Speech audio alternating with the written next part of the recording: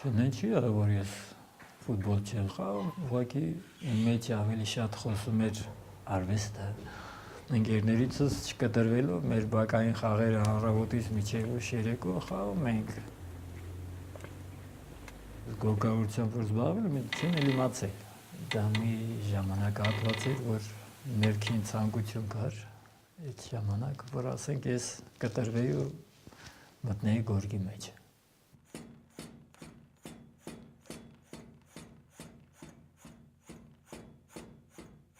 Մեր հարևանուհին գորգագործ էր, աշխատում էին Երևան գորգում, տնայնագործ էր, դասգահավան, ամեն ինչ բերել էին տունը, արդեն պատվեր ենք կատարում էր տանը ու գործն ուղարկում գործարան։ Իսկ մենք դպրոցից ամեն գալուց մի կտոր հաց վերցնեինք թե չէ, անմիջապես վազում էի մեր Մարգոտատիի մոտ, ու սկսում ենք իրան օգնել, ու աստիճանաբար ամեն օրի արդեն դարձա խալիագործ։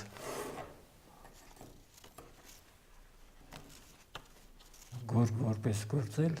ուշ է եղել, մի քանի տարի առաջ է, թե ասեմ, բավականին ժամանակահատված ասելուց հետո նվիրեցի ողբորս աղջկան, ինքն էլ իմ մասնագիտություն ուներ, դերձակ էր, ինչ ուզում էր իր առաջինը փորձում էի իրեն ցուցադրել։ Հետո պարզվեց, իմացա, որ մայրական տատս կարպետագործ է եղել,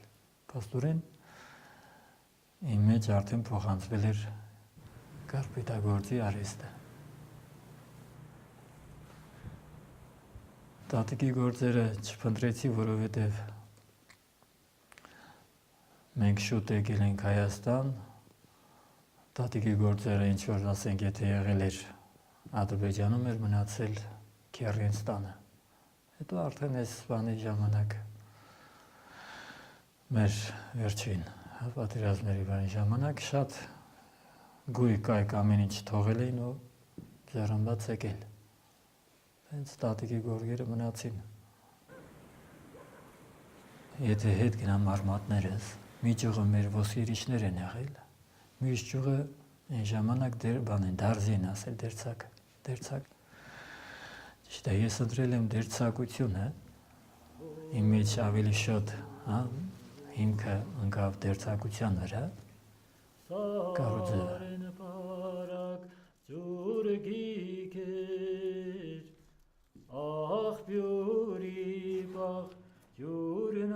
մեծացել ենք բոլորս արվեստի մեջ, 1000 տարի իրար հետ պարել ենք, հարևաններ ենք եղել։ Երկել ենք, դասընկերներ ենք եղել։ Առանձնահատուկ մարդ է իսկապես, որտեղ ոչ տղածավուչ միայն տղամարդկային առավելություններով, արժանինքներով, այլ հետաքրքիր բաներ ունի, որոնք հատուկ են կանանց, բայց ամենի մոտ շատ ավելի լավ է ստացվում։ Հաստղել է, գործել է, կարել է, պահածոներ պատրաստել է, այնպես որ կարելի է իրանից խորհուրդ հարցնել։ Հնարավոր չի, որ տղամարդ ավելի լավ գործի, քան կինը, կամ կինը ավելի լավ գործի, քան տղամարդը։ Երբ որ գիտակ ես, ուրեմն փորձում ես լավն անել, կապ չունի տղամարդ ես թե կին։ Եթե վատ անես, ուրեմն պետք է գործին չմոտենաս։ Գորգի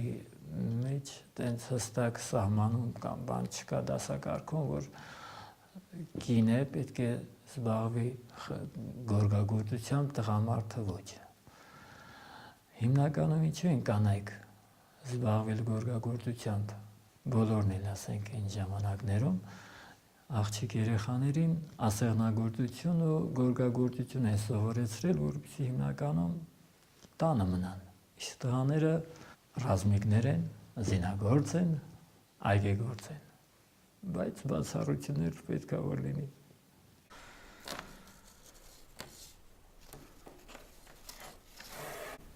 Հայկական գորգերի մեջ միշտ կարմիր որդանը առավելություն է ունեցել, դրա համար կարմիրը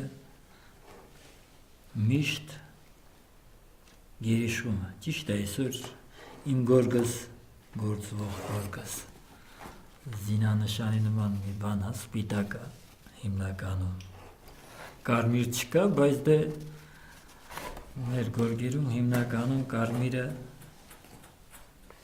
առավելություն ունի։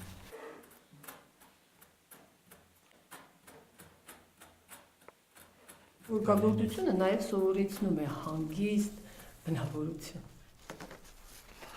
Դե անհանգիստ ես, երևակայի չես կարողանա գորգիդ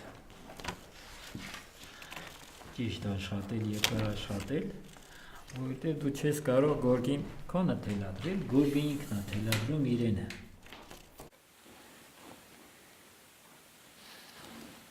Մենք փորձում ենք նորից հետ վերագտնել, բերել այդ նույն գաղափարը գորգի, որ գորգը գործելով կարողանաս